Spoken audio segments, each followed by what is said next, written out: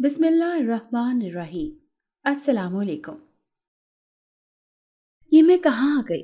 मैंने हैरत ज़दा अंदाज में कहते हुए अपने चारों तरफ नज़रें दौड़ाकर खुद से हड़बड़ा कर कहा, क्योंकि मैं इस वक्त अपने कमरे में नहीं बल्कि एक जंगल में मौजूद थी, जहाँ हर तरफ बड़े बड़े दरख्त और बड़ी बड़ी खारदार झाड़ियाँ उगी हुई थी।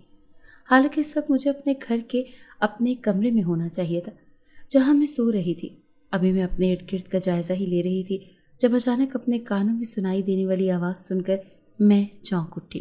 तुम आई नहीं हो बल्कि यहाँ लाई गई हो। यह आवाज़ सुनकर मैं अपने चारों तरफ देखने लगी, लेकिन वहाँ दूर दूर तक मुझे कोई भी नज़र नहीं आया। मुझे ये भी समझ में नहीं आया कि यह आवाज़ आई किधर से थी, क्योंकि ये आवाज़ जो कि मर्दाना थी मुझे चारों तरफ से गूंजती हुई महसूस हुई थी।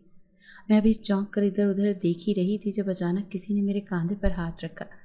मैंने अपने कंधे पर किसी के हाथ का लम्स महसूस करके तेजी से पलट कर देखा, तो ये देखकर मेरे रोंगटे खड़े हो गए कि मेरे पीछे दूर दूर तक कोई नहीं था। खौफ से मेरे रोंगटे खड़े हो गए थे, जबकि पूरा जिस्म न सिर्फ पसीने में शराबूर हो गया था बल्कि पूरा जिस्म खौफ से लरज रहा था और रोंगटे अलग खड़े हो गए थे। मेरे दिल धड़कने की रफ्तार आम इंसानों की निस्बत कहीं ज़्यादा थी, जिसकी वजह से मैं बखूबी वाकिफ थी। मैं यूं ही कांपते हुए वापस पलटी तो सामने नज़र पड़ते ही खौफ से मेरी चीख निकल गई, क्योंकि मेरे सामने एक बेहद मेरा नाम महविश है, लेकिन सभी प्यार से मुझे माँ ही कहते हैं। मेरी उम्र 18 साल थी जब मेरे साथ वो वाक़या हुआ जिसके बारे में मैं आज भी सोचती हूँ तो मेरे रोंगटे खड़े हो जाते हैं। कहते हैं कि इंसान की ज़िंदगी में वही कुछ नहीं होता जो वो चाहता है या करना चाहता है। बिल्कुल ऐसा ही कुछ मेरे साथ भी हुआ था। मैं बेहद हंसमुख और नर्म मिजाज सी लड़की थी, लेकिन मैंने अपनी सारी खुश मिजाजी, नरमी और सारी हंसी एक हादसे में खो दी, और उस हादसे से न सिर्फ मेरी बल्कि मेरे माँ बाप की हंसी भी छीन ली। मेरे घर में हम कुल 5 अफराद थे, मैं, मेरे 2 भाई और मेरे माँ बाप। मेरा एक भाई मुझसे बड़ा और दूसरा भाई मुझसे 2 साल छोटा था। मेरा बड़ा भाई MBA कर रहा था, जबकि मुझसे छोटा भाई कॉलेज में FSC का स्टूडेंट था। मैंने मैट्रिक के बाद पढ़ाई छोड़ दी थी, जिसकी वजह मुझसे जुड़ा हुआ राज था, जिसे मेरे और मेरे माँ बाप के अलावा सिर्फ हमारा खुदा ही जानता था। हालांकि मेरे भाइयों को भी इस सब के बारे में कोई खबर नहीं थी। मेरे पापा का अपने फैब्रिक्स की फैक्ट्री थी जिसे वो खुद ही संभालते थे, मगर बड़े भाई की तालीम मुकम्मल होने के बाद मेरा बड़ा भाई भी जल्द बाबा के साथ उसी फैक्ट्री को संभालने वाला था। जबकि छोटा भाई अभी पढ़ रहा था, तो वो इस झंझट से अभी काफ़ी दूर था। मेरी अम्मी एक घरेलू खातून थी। यूँ तो वो काफ़ी पढ़ी लिखी थी और चाहती तो नौकरी वगैरह कर सकती थी, मगर उन्हें नौकरी वगैरह के झंझट में पढ़ना कुछ ख़ास पसंद नहीं था। उनका मानना था कि जब घर की महफूज चार दीवारी में रहते हुए उन्हें हर चीज़ घर पर ही मैसर आ जाती है, तो वो 4 पैसे कमाने को सड़कों पर धक्के क्यों खाएं। यही सोच हमेशा उन्हें नौकरी करने से रोक देती है, और इसी वजह से मेरे बाबा उनकी बहुत ज़्यादा कदर भी करते थे कि वो हर चीज़ को और हर मामले को समझदारी से निपटाती थी। मेरे दादा दादी काफ़ी अर्सा पहले वफात पा चुके थे। नानी अभी हयात थी, मगर नाना का भी इंतकाल हो चुका था। मगर बुढ़ापे और मुख्तलिफ बीमारियों की वजह से हमारी नानी का हमारी तरफ बहुत ही कम आना जाना होता था, लेकिन हम लोग अक्सर उनसे और अपने मामू मुमानियों से मिलने चले जाया करते थे। नानी की ही ख्वाहिश थी कि मेरी माँ का अपने भाइयों से रिश्ता मजबूत रहे, तभी उनकी ख्वाहिश पर मेरा निकाह मेरे बड़े मामू के बेटे फैसल से कर दिया गया, जो कि मुझसे सिर्फ 2 साल ही बड़ा था। तब मैं 13 साल की थी, जबकि फैसल 15 साल का था। वो अक्सर हमारे घर आता जाता रहता था और अपने दरमियान मौजूद रिश्तों की वजह से हम आपस में काफ़ी बेतकल्लुफ़ भी थे, क्योंकि हम जानते थे कि हम मियाँ बीवी हैं। मेरे माँ बाप की हम बहन भाइयों में जान बसती थी, और ना सिर्फ वो बल्कि हम भी अपने वालिदैन से बहुत मोहब्बत करते थे। फैक्ट्री से होने वाली आमदन और मुनाफे से हम बेहद खुशगवार और पुरमसरत ज़िंदगी गुजार रहे थे, जिसमें हमें खुदा के करम से कभी किसी चीज़ की कमी नहीं हुई थी, जिस पर हम खुदा का शुक्र अदा करते ना थकते थे। लेकिन पिछले 6 साल से मेरा चैन और सुकून खोकर रह गया था, जिसकी वजह से मेरी पढ़ाई ही नहीं बल्कि मेरे दोस्त अहबाब सब छूट गए। मुझे गुस्सा ज़्यादा आने लगा था, इतना कि कभी कभार मैं अपने माँ बाप पर भी चीखने से परहेज़ न करती, लेकिन वो मेरी हालत की वजह नहीं जानते थे। फिर भी चुपचाप सब कुछ सह लेते कि मैं उनकी लाडली बेटी थी। मेरे दिल में बाग़ियाना सोचें उभरती जो मेरे दिलो दिमाग पर हावी हो जाया करती थी, और इस सब की वजह मेरा दिल था जो कि एक जिनज़ादे का था। ये बात फैसल भी नहीं जानता था, ना ही मैंने अपने माँ बाप को बताना ज़रूरी ख्याल किया था, क्योंकि वो ना सिर्फ परेशान होते बल्कि इस सब की वजह भी जानने की कोशिश करते, जो कि मुझे खुद भी याद नहीं था कि ये सब कैसे हुआ। मगर इतना याद था कि कब हुआ, और ये कि मेरे अंदर सच में एक जिनज़ादे का दिल धड़कता था। मैं एक इंसान थी, मगर मेरे अंदर एक जिनज़ादे का दिल धड़कता था, और मैं रोज़ रात को 12 बजते ही अपने कमरे के अंदर से गायब हो जाती थी। कैसे, कब, इन सवालों के जवाब मुझे आज 6 साल बाद भी नहीं मिल पाए थे। मगर हर रात को 12 बजते ही मैं अपने घर और कमरे से ज़रूर गायब हो जाती थी, और पूरे 3 बजे वापस अपने कमरे में आन मौजूद होती थी। मैं कहाँ जाती थी और क्या करती थी, ये सब मुझे मालूम नहीं था, क्योंकि जागने के बाद मुझे कुछ भी याद नहीं रहता था, सिवाय इसके कि मैं हर रात को पूरे 12 बजे अपने कमरे में नहीं होती थी। लेकिन इससे भी हैरान कुन बात ये थी कि अगले दिन न्यूज़ में एक खबर ज़रूर चलती थी जिसमें किसी अनजान लड़की ने किसी आमिल को मार दिया होता था। ऐसे आमिल जो जन्नात को ज़बरदस्ती अपना ग़ुलाम बनाकर अपनी कैद में रखते हैं, वो उन्हें इतनी बेदर्दी से मारती है कि उनकी लाश की शनाख्त कर पाना भी मुश्किल होता है। मगर वो न सिर्फ इन आमलों को मारती बल्कि उनकी कैद से जिन्नात को भी आज़ाद करवाती है जो उन आमलों ने कैद कर रखे होते हैं। और ये खबर वो आज से नहीं बल्कि पिछले 6 साल से देखती आ रही थी। आज तक पुलिस को ये पता नहीं चल पाया था कि वो लड़की कौन है जो उन आमलों की जान से मार देती है, वो भी इंतहाई अजियत देने के बाद। कोई नहीं जानता था कि उस लड़की को जिन्नात से हमदर्दी और आमिलों से इतनी नफरत क्यों है, और उसे कैसे किसी भी आमिल का पता चल जाता है। ये खबर सुनकर जहाँ मैं हैरान भी होती थी, वहीं कुछ खौफज़दा भी हो जाया करती थी कि एक लड़की होकर वो कैसे ये सब कुछ कर सकती है, वो भी जिन्नात की हमदर्दी में। मगर इस खबर को सुनते ही मेरा दिल आम रफ्तार से ज़्यादा तेज़ी से धड़कने लगता था। मेरे अंदर एक जिनज़ादे का दिल था जिसकी धड़कने की रफ्तार आम इंसानों से ज़्यादा थी। मेरे अंदर जो जिनज़ादे का दिल था वो 1 मिनट में 120 मरतबा धड़कता था, जबकि आम इंसानों का दिल 1 मिनट में 72 मरतबा धड़कता है। जबकि जब भी मैं ये खबर सुनती थी तो मेरा दिल 1 मिनट में 120 मरतबा के बजाय 150 मरतबा धड़कता था, जिसको मैं चाहकर भी काबू में नहीं कर सकती थी। मेरा दिल इतनी ज़ोर और ऊंची आवाज़ में धड़कता था कि कभी कभी मुझे ऐसा महसूस होता जैसे मेरे अंदर ढोल बज रहा है। और जब कभी मेरे भाई मेरे दिल धड़कने की इतनी ऊंची आवाज़ सुन लेते तो वो बेहद हैरान होते और मुझसे इस बारे में इस्तफसार भी करते, मगर मैं लाइल्मी का इजहार करके रह जाती कि मैं चाहकर भी उनको कुछ बता नहीं सकती थी। मेरे माँ बाप भी बेबस रह जाते कि वो भी हकीकत से आगाह नहीं थे, जबकि मैं इस असियत को पिछले 6 साल से झेल रही थी। मुझे अब लगने लगा था कि ये दिल मेरे जिस्म के लिए मिसफिट है, क्योंकि पहले मेरा जन्नाती दिल नॉर्मल ही था और मुझे पहले की तरह अच्छा ही महसूस होता था। लेकिन जैसे जैसे मैं बालिग होने लगी थी वैसे वैसे मेरे अंदर मौजूद जन्नाती दिल सुलगने लगा, जलने लगा था। ऐसा लगता था जैसे किसी ने मेरे अंदर आग डाल दी हो, और जब दिल के धड़कने की रफ्तार तेज़ होती तो ये तपिश और हिद्दत मज़ीद बढ़ जाती, जिससे मुझे अजीब सी जलन का एहसास होता, जो ज़्यादा तो नहीं मगर मुझे रूठी बहुत तकलीफ़ ज़रूर पहुंचाती थी। मैं 16 साल की थी जब मैंने मैट्रिक के इम्तिहानात देने के बाद पढ़ाई को खैराबाद कह दिया था कि मेरा दिल, जो कि एक जिनज़ादे का दिल था, पढ़ाई में नहीं लगता था। मेरे माँ बाप और भाइयों ने एड़ी चोटी का जोर लगाकर मुझे समझाने की कोशिश की थी, मगर मेरी ना हाँ में नहीं बदली थी।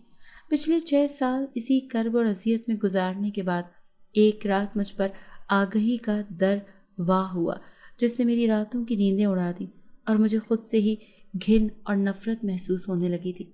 हर रोज़ मैं रात को गहरी नींद सो जाती और रात के 12 बजे मैं अपने कमरे से खुद ब खुद गायब हो जाती थी। लेकिन आज रात मुझे नींद नहीं आ रही थी। ऐसा लग रहा था कि कुछ बुरा होने वाला है। तभी मेरा दिल बेहद परेशान और बेचैन था, जिसकी वजह से नींद मेरी आंखों से कोसों दूर थी। मैं काफ़ी देर यूं ही कमरे में टहलने के बाद नींद ना आने पर आंखें मूंद कर बेड पर लेट गई और अपनी गुजरी हुई ज़िंदगी के बारे में सोचने लगी, जो कि बचपन में बेहद अच्छी और खुशगवार थी। مگر جب سے میرے اندر ایک جن زادے کا دل آیا تھا تب سے ہی میری زندگی بے رونق اور پر اذیت ہو گئی تھی۔ ابھی میں اپنی گزری ہوئی زندگی کے بارے میں سوچ ہی رہی تھی جب اچانک مجھے اپنا وجود روئی سے بھی ہلکا ہوتا محسوس ہوا۔ ایسا لگا جیسے میں ہوا بن گئی ہوں جس کا بالکل بھی وزن نہیں ہوتا۔ اس سے پہلے کہ میں آنکھیں کھولتی کہ اچانک میری آنکھوں کے سامنے ایک تحریر سی چلنے لگی جس سے بڑھ کر خوف سے میرا رواں رواں کانپ اٹھا، کیونکہ اس تحریر میں کسی عامل کا نام اور پتہ لکھا ہوا تھا، اور یہ بھی کہ اس عامل کی قید میں اتنے جن ہیں اور اس عامل کو اس طرح سے مار کر اس طرح سے ان جنات کو آزاد کروانا ہے۔ مجھے سمجھ نہیں آ رہا تھا کہ یہ سب میرے ساتھ ہو کیا رہا ہے۔ دل اور دماغ میرے کنٹرول میں ہی نہیں تھا۔ ایسے لگ رہا تھا جیسے کوئی اور میرا دل و دماغ کو کنٹرول کر رہا ہو۔ میں نے یکایک اپنی آنکھیں کھول کر دیکھنا چاہا مگر میرا پورا جسم ہی میرے بس سے باہر تھا۔ لیکن جو کچھ ہو رہا تھا وہ سب مجھے اچھے سے محسوس ہو رہا تھا۔ اچانک میری آنکھیں اپنے آپ کھل گئیں، لیکن جب میں نے سامنے دیکھا تو خوف سے میرے رونگٹے کھڑے ہو گئے، کیونکہ یہ منظر کسی عجیب سی جگہ کا تھا جو کہ ایک پہاڑ میں بنا ہوا غار نما کمرہ تھا۔ میں نے ادھر ادھر دیکھا تو دیواروں پر مشلیں لگی ہوئی تھی جن کی روشنی غار میں پھیلی ہوئی غار کو روشن کر رہی تھی۔ وہاں سے ہوتی میری نگاہ ایک الماری پر جا پڑی جو شیشے کی تھی، جس کے اندر شیشے کی کئی بوتلیں رکھی ہوئی تھیں جن کے ڈھکن بند تھے، اور ان سبھی بوتلوں میں سفید، کالے اور زرد رنگ کے دھوئیں چکرا رہے تھے۔ اس الماری کے دائیں جانب کچھ فاصلے پر ایک عامل بیٹھا ہوا تھا جس نے چوکڑی مار رکھی تھی، اور وہ اپنے گھٹنوں پر دونوں ہاتھ رکھے زیر لب مسلسل کچھ پڑھ رہا تھا۔ اس کا حلیہ روایتی عاملوں جیسا ہی تھا۔ میرا دل بے حد سلگنے لگا اور اس کی حدت بے تحاشا بڑھ گئی۔ ایسا لگ رہا تھا جیسے ابھی میرا دل پھٹ کر باہر آ جائے گا، مگر میں نے اپنی تکلیف کو ضبط کرنے کی کوشش کی۔ اس عامل کو دیکھتے ہی میرے دل و دماغ دونوں میں یہ سوچ ابھری تھی کہ مجھے اس عامل کو مارنا ہے، اس طرح کہ یہ پھڑ پھڑائے اور اسے آزادی نہ ملے، بلکہ اسے میرے شکنجے میں قید و تکلیف کا احساس ہو، جس قید کا احساس جنات کو اس عامل کی قید میں ہوتا ہے۔ یہ سوچ آتے ہی میں جھرجھری لے کر اٹھی اور خود کو باز رکھنا چاہا، مگر تبھی نہ جانے کہاں سے میرے دل میں ایک بڑا سا خنجر آ گیا، اور جو اتنا بڑا اور وزنی تھا کہ عام حالات میں میں کبھی بھی اسے اٹھا نہیں سکتی تھی، مگر اس وقت میں صرف اس وزنی خنجر کو اٹھائے ہوئے تھی بلکہ غضبناک تاثرات لیے اس عامل کی جانب بڑھ رہی تھی جو اس بات سے انجان تھا کہ اس کی موت اس سے چند قدم کے فاصلے پر ہے۔ میں نے خود کو بے تحاشا روکنا چاہا، مگر نہ ہی میرے ہاتھ اور پاؤں میرے قابو میں تھے، نہ ہی میرے دل و دماغ۔ اس عامل کے قریب پہنچ کر میں نے زور سے اپنا پیر نیچے مارا تو اس عامل نے آہٹ پر آنکھیں کھول کر مجھے دیکھا، مگر اس کے پیچھے بھی سوچنے سمجھنے سے پہلے ہی میرے خنجر والے ہاتھ بلند ہوئے اور میرے خنجر نے اس کا سر اس کے دھڑ سے الگ کر دیا۔ اس کی گردن سے اٹھنے والے خون کے چھینٹے میرے منہ پر پڑے، مگر میں چیخ بھی نہ پائی کہ اس وقت میرے جسم کا کوئی بھی عضو میرے قابو میں نہیں تھا، لیکن خوف اور دہشت سے میرا برا حال تھا۔ اس کے بعد میرے ہاتھ رکے نہیں بلکہ بے تحاشا خنجر اس عامل کے وجود پر چلاتے چلے گئے۔ اس کا چہرہ اور جسم مسخ کرنے کے بعد میں اس شیشے کی الماری کی طرف بڑھی اور سبھی شیشیاں نیچے پھینک دی۔ جیسے وہ ساری شیشیاں نیچے گریں ٹوٹتی چلی گئیں اور ہر شیشے کے اندر سے دھواں نکل کر ہوا میں پھیلتا چلا گیا۔ جلدی وہ دھوئیں کئی جنات میں ڈھل گئے جو بے حد خوفناک تھے۔ وہ سارے جنات میرے سامنے ادب سے سر جھکائے کھڑے ہو گئے اور پھر تیزی سے غائب ہوتے چلے گئے۔ میرے حواس گم ہوتے اس سے پہلے ہی میرے جسم کو ایک جھٹکا سا لگا اور میں وہاں سے غائب ہو کر واپس اپنے گھر اور اپنے کمرے میں پہنچ گئی اور اپنے بستر پر لیٹ گئی، بالکل ویسے ہی جیسے میں یہاں سے غائب ہونے سے پہلے لیٹی ہوئی تھی۔ واپس آتے ہی میرا دل نارمل ہو گیا تھا، مگر اس کے دھڑکنے کی رفتار ابھی بھی تیز تھی۔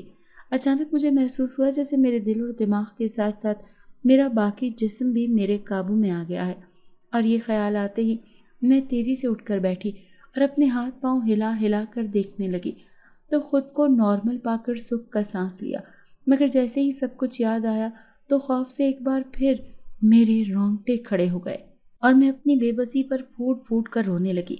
میں ہر روز خبروں میں کسی عامل کے مرنے کی خبر سن کر اس لڑکی کو برا سمجھتی تھی جو عاملوں کو مار کر رکھتی ہے، مگر مجھے کیا پتا تھا کہ وہ لڑکی کوئی اور نہیں بلکہ میں خود ہی ہوں گی۔ میں نے اس عامل کو بے دردی سے مار کر جنات کو آزاد کروا دیا تھا، یعنی ان جنات کے ہمدرد اور عاملوں کو مارنے والی لڑکی میں ہی تھی۔ اگر پولیس کو پتہ چل جاتا تو یقیناً وہ مجھے اتنی جانیں لینے کے بعد پکڑ کر لے جاتی۔ خوف سے میرا برا حال تھا، مگر میں کسی کو اس بارے میں کچھ بتا بھی نہیں سکتی تھی کہ پہلے ہی میرے والدین میری ہی وجہ سے بے حد پریشان رہتے تھے اور میں اپنی وجہ سے ان کو مزید پریشان نہیں کرنا چاہتی تھی۔ مجھے لگ رہا تھا کہ وہ سب جو کچھ میں نے اپنی آنکھوں سے دیکھا اسے سوچتی ہوئی میں پاگل ہو جاؤں گی۔ تبھی میں نے دراز سے نیند کی گولیاں نکال کر کھا لیں اور پھر بستر پر لیٹ کر ہر سوچ سے بے نیاز ہو کر آنکھیں موند کر گہری نیند میں اتر گئی۔ اگلے دن جب میں جاگی تو میرا سر بے حد بوجھل سا تھا۔ آج میری 18ویں سالگرہ تھی اور آج میں قانونی طور پر بالغ ہو گئی تھی۔ مجھے کچھ بخار سا محسوس ہو رہا تھا اور یہ سب کچھ شاید رات والی پریشانی اور فکر کی وجہ سے تھا۔ مجھے سمجھ نہیں آ رہی تھی کہ میں اس مسئلے سے کس طرح جان چھڑواؤں، مگر اتنا تو مجھے یقین تھا کہ یہ سب میرے اندر موجود اسی جن زادے کے دل کی وجہ سے ہو رہا تھا۔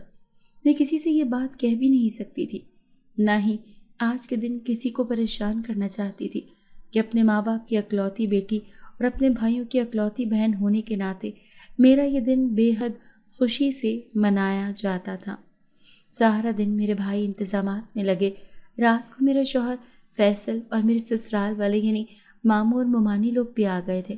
میری سالگرہ ہمارے بنگلے کے لاؤنج میں منائی گئی اور پھر سب لوگ کافی دیر ایک دوسرے کے پاس بیٹھنے کے بعد اپنے اپنے کمروں میں آرام کرنے چلے گئے تھے۔ میں فیصل کے ساتھ اپنے سارے گفٹس اٹھا کر اپنے کمرے میں آئی تھی۔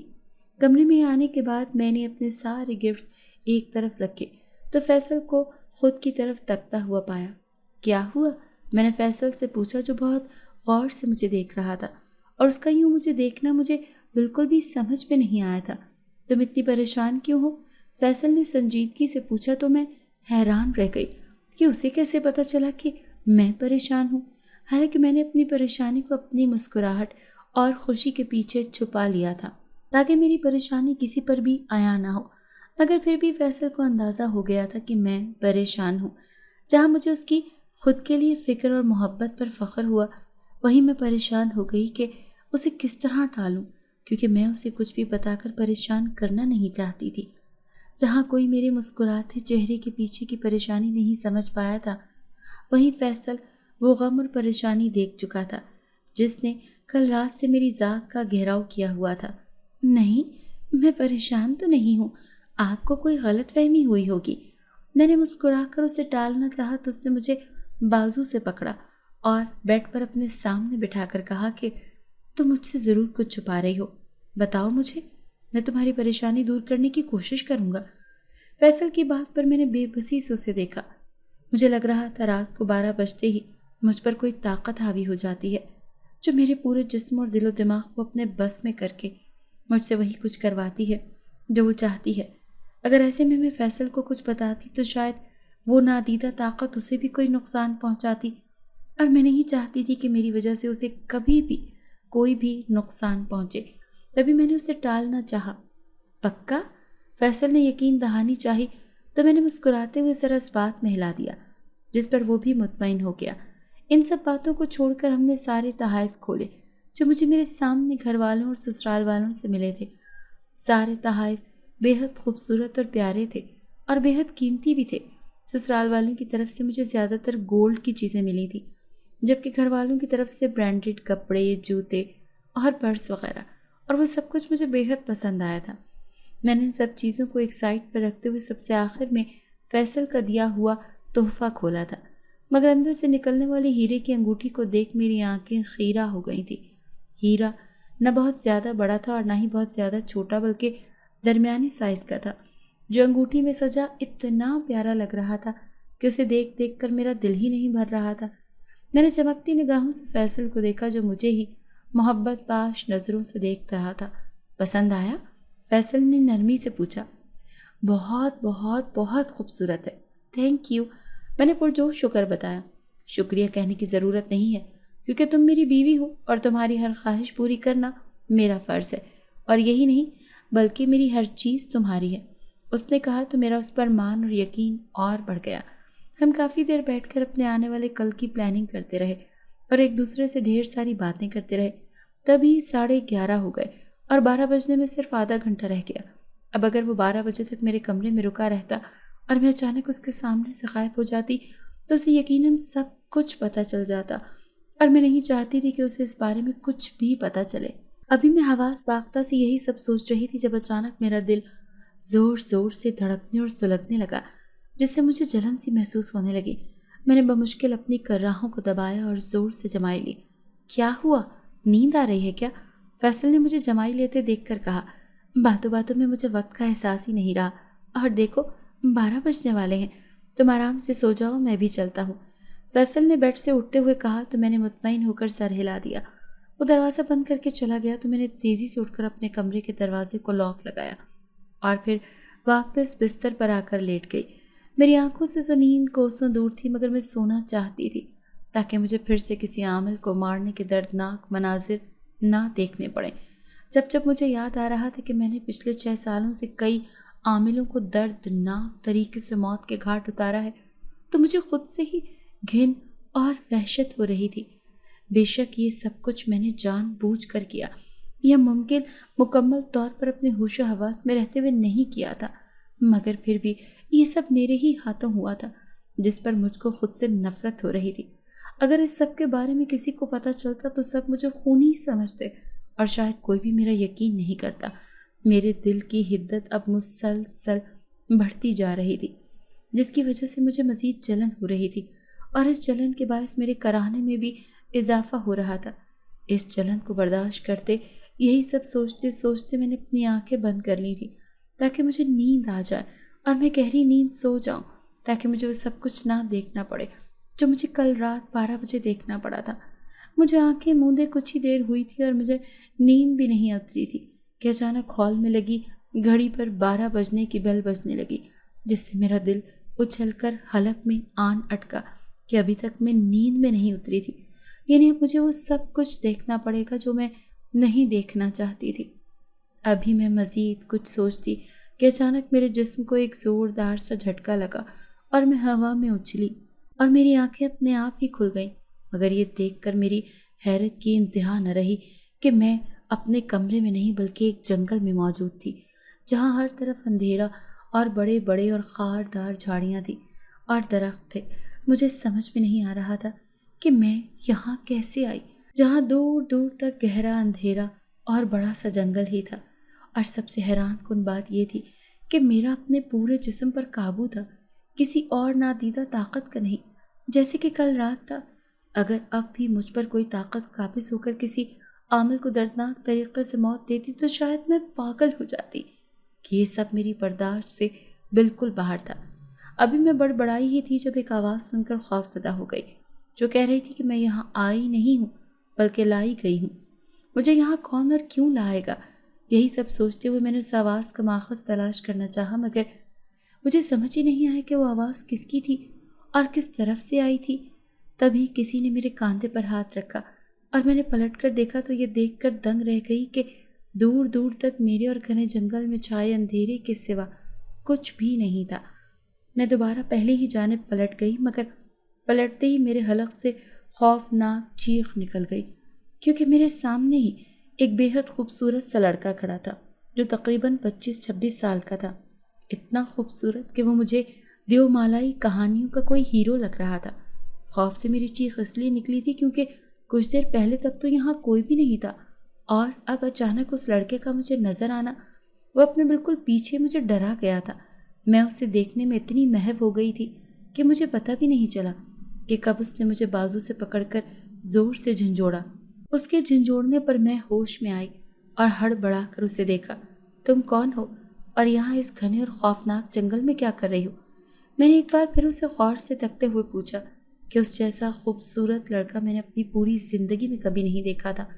فیصل بھی بے حد ہینڈسم اور خوبصورت تھا، مگر میرے سامنے کھڑے لڑکے کی تو بات ہی الگ تھی۔ میں یہاں تمہارے سوالوں کے جواب دینے نہیں بلکہ تمہیں اپنے ساتھ لے جانے آیا ہوں۔ اس لڑکے کا جواب سن کر میں چونک اٹھی اور ایک جھٹکے سے اپنا بازو اس کی گرفت سے چھڑوانا چاہا، جو اب مجھے کھینچتا ہوا ایک طرف لے جا رہا تھا۔ اس کے انداز سے مجھے خوف محسوس ہو رہا تھا۔ اس کی میرے بازو پر گرفت بے حد مضبوط تھی، کہ میں چاہ کر بھی خود کو اس کی گرفت سے چھڑوا نہیں پائی تھی، لیکن اس کے ہاتھ کے لمس سے ایک عجیب سی حدت مجھے اس کے ہاتھ سے اپنے بازو میں منتقل ہوتی محسوس ہو رہی تھی، جو بے حد سکون آور تھی۔ مگر ایک اور بات جو میرے چونکنے کا باعث بنی وہ یہ تھی کہ میرا دل اب جنات کے دل کی طرح نارمل رفتار سے دھڑک رہا تھا اور بالکل بھی سلک نہیں رہا تھا، بلکہ مجھے تو بے حد سکون محسوس ہو رہا تھا، جس پر مجھے کافی حیرت بھی ہوئی کہ ایسا کیسے ہو سکتا ہے۔ کچھ دیر پہلے تک تو میرا دل آگ کا انگارہ بنا ہوا تھا اور اب بالکل نارمل تھا۔ کہاں لے جا رہے ہو مجھے؟ میں پریشان ہوتے ہوئے اس سے پوچھنے لگی، کیونکہ میں اس کی رفتار کا مقابلہ ہی نہیں کر پا رہی تھی، جو بے حد تیزی سے چل رہا تھا، جیسے وہ ہوا ہو۔ چپ چاپ میرے ساتھ چلتی رہو، تمہیں تمہارے سارے سوالوں کے جواب مل جائیں گے، اس نے اب کی بار ذرا غور سے کہا۔ تو میں چپ رہ گئی اور اس کے ساتھ تقریباً بھاگنے کی کوشش کرنے لگی، کیونکہ وہ مجھے اپنے ساتھ چلا کم اور گھسیٹ زیادہ رہا تھا۔ تقریباً 10 منٹ چلنے کے بعد وہ مجھے جنگل میں بنی ایک خوبصورت سی آبشار کے پاس لے آیا، جو اتنی خوبصورت تھی کہ ایک پل کو میں سب کچھ بھول کر اس آبشار کو دیکھنے لگی تھی۔ میں اس جنزادے کا بھائی ہوں جس کا دل تمہارے اندر ہے۔ میں اپنے قریب کھڑے لڑکے کی آواز سن کر چونکی، اور جب اس کی بات سمجھ میں آئی تو سہم کر پیچھے ہوئی، یعنی کہ یہ بھی ایک جنزادہ تھا۔ یاد آیا؟ کون سا جنزادہ؟ اس نے طنزیہ انداز میں پوچھا تو میری آنکھوں کے سامنے 6 سال پہلے کا منظر گھوم گیا، وہ منظر جو مجھے بھول چکا تھا، مگر اب اس جنزادے کی یاد دلانے پر یاد آ چکا تھا، اور اس منظر کو یاد کرتے ہی نہ صرف میرے رونگٹے کھڑے ہوئے تھے بلکہ میری آنکھوں میں آنسو بھی در آئے تھے۔ وہ وقت جب ایک جنزادے کا دل میرے اندر آیا تھا اور پھر اس جنزادے کا دل میرا دل بن کر میرے اندر دھڑکنے لگا تھا، اور یہ راز میرے اور خدا کے علاوہ کوئی بھی نہیں جانتا تھا کہ میرے اندر ایک جنزادے کا دل دھڑکتا ہے۔ اس جنزادے کی بات سن کر میں 6 سال پہلے کے وقت میں پہنچ گئی تھی، جب ہماری زندگی یوں ہی ہنسی خوشی گزر رہی تھی، جب ہماری زندگی میں وہ بھیانک رات آئی جو مجھ سے میرا چین اور سکون چھین کر لے گئی۔ یہ تب کی بات ہے جب میں 12 سال کی تھی۔ اس دن میری سالگرہ تھی اور ہم لوگ اپنے گھر کی چھت پر میری سالگرہ سیلیبریٹ کر رہے تھے۔ ہمارا گھر تب دوسرے علاقے میں ہوتا تھا، جہاں گھر کے پیچھے گھنا جنگل تھا۔ سب لوگ سالگرہ منانے کے بعد نیچے جا رہے تھے، جبکہ میں اپنے سارے تحائف سمیٹ رہی تھی۔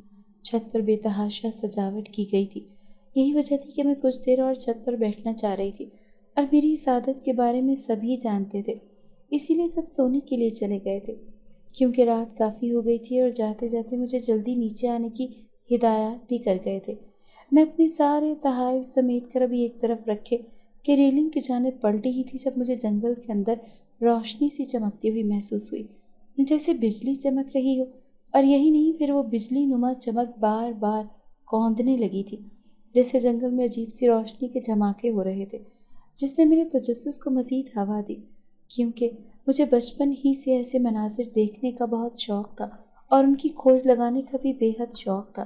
میں نے اپنے سارے تحائف اٹھاتے ہوئے نیچے آئی اور سبھی تحائف کو اپنے کمرے میں رکھنے کے بعد باری باری ایک نظر سب کے کمروں کے بند دروازوں پر ڈالی، اور یہ یقین کر کے کہ کوئی بھی نہیں جاگ رہا، میں تیزی سے گھر سے نکل کر گھر کے پچھلے حصے میں موجود جنگل کی طرف بڑھی، جہاں میں نے وہ بجلی نما چمک مسلسل کونتے ہوئے دیکھی تھی۔ رات کا اندھیرا ہر سو چھایا ہوا تھا، لیکن چاند کی روشنی میں ہر چیز مدھم مدھم سی اور چاندنی میں دھلی ہوئی نظر آ رہی تھی۔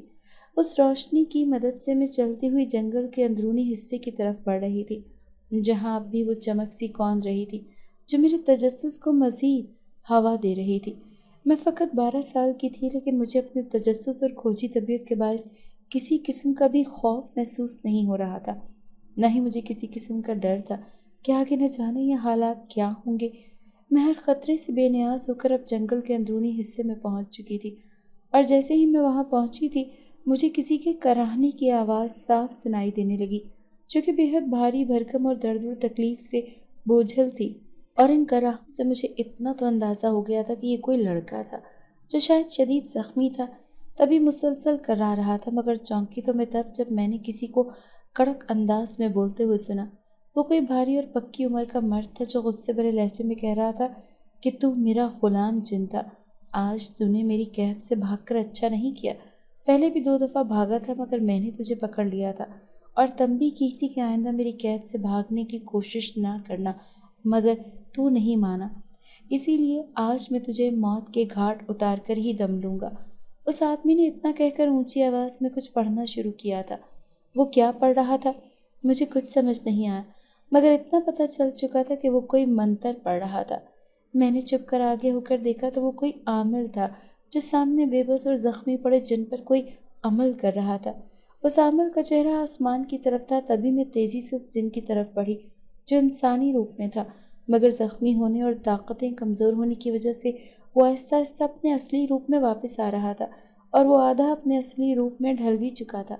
मैंने उस जिन के सामने पहुंचकर उसे उठाने की कोशिश की तो उसने तकलीफ से कराहते मुझे वहाँ से जाने को कहा, मगर मैं उस जिन को यूं बेयारो मददगार नहीं छोड़ सकती थी। बेशक कोई गैर इंसान था, मगर था तो वो उसी खुदा की मखलूक जिसने मुझे भी बनाया था। अभी मैं उसे उठाने की कोशिश कर ही रही थी जब अचानक वो आमिर ज़ोर से बोला, तो मैंने पलटकर उसे देखा। तभी उस आमिर ने न जाने क्या चीज़ मेरी तरफ फेंकी कि वो चीज़ मेरे दिल के आर पार होकर निकल गई।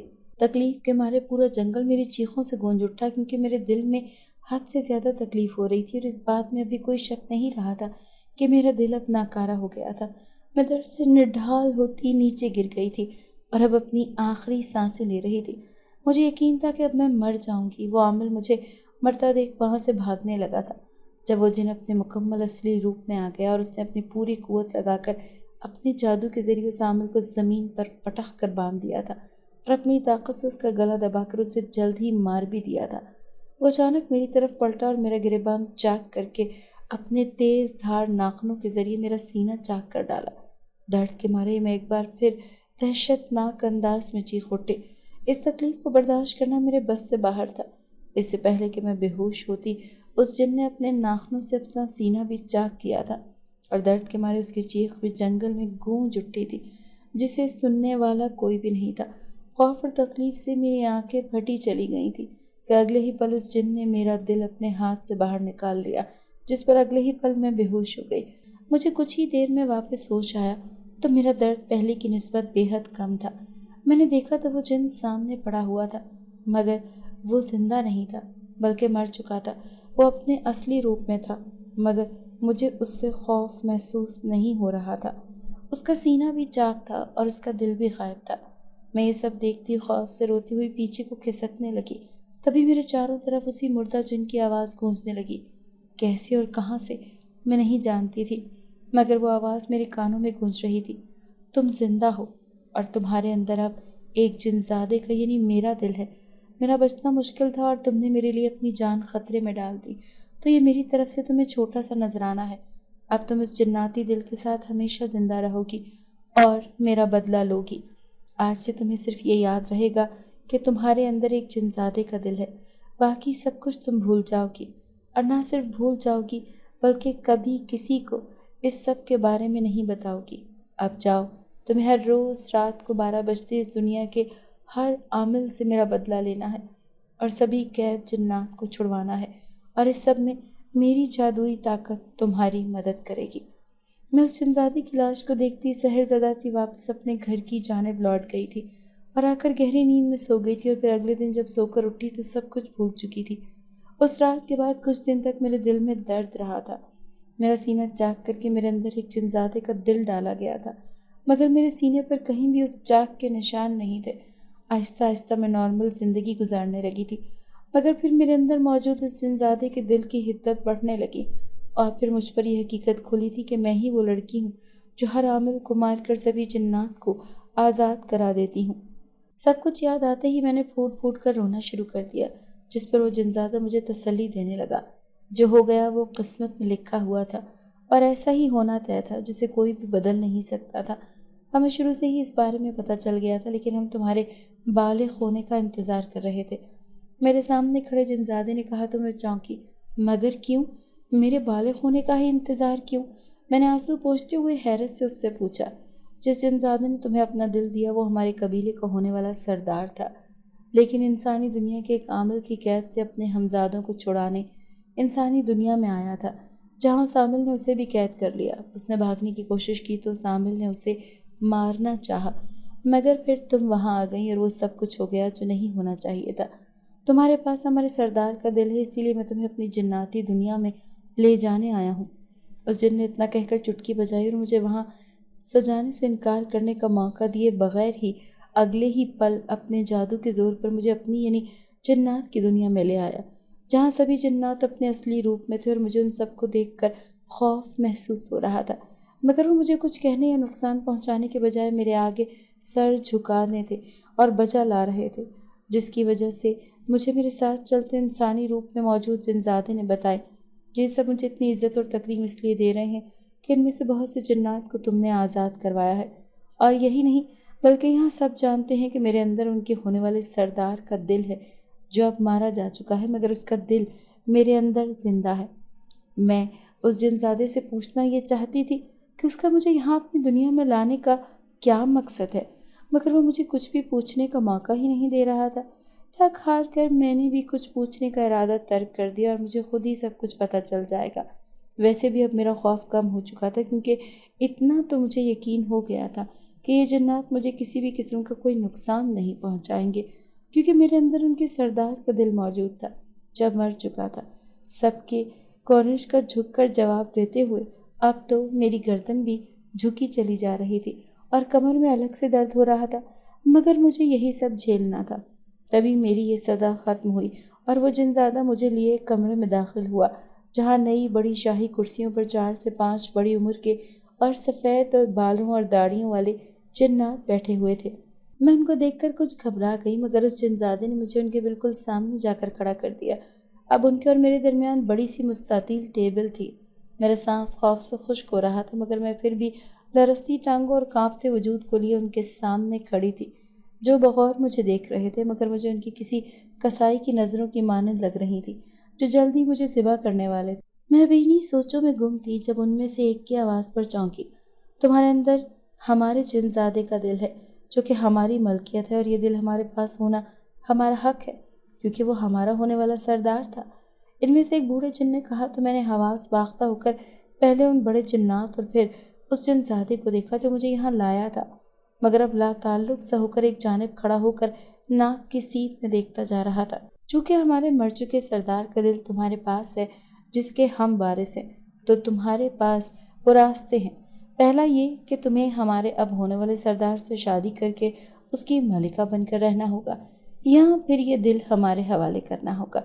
उस बुजुर्ग जिन ने मुझे यहाँ लाने वाले जिनजादे की तरफ इशारा करके कहा, मगर मैं पहले से निकाहशुदा थी, किसी जिनजादे से निकाह करने का तो सवाल ही पैदा नहीं होता था, न ही इसके साथ ज़िंदगी गुजारने का, और दूसरा रास्ता मौत था।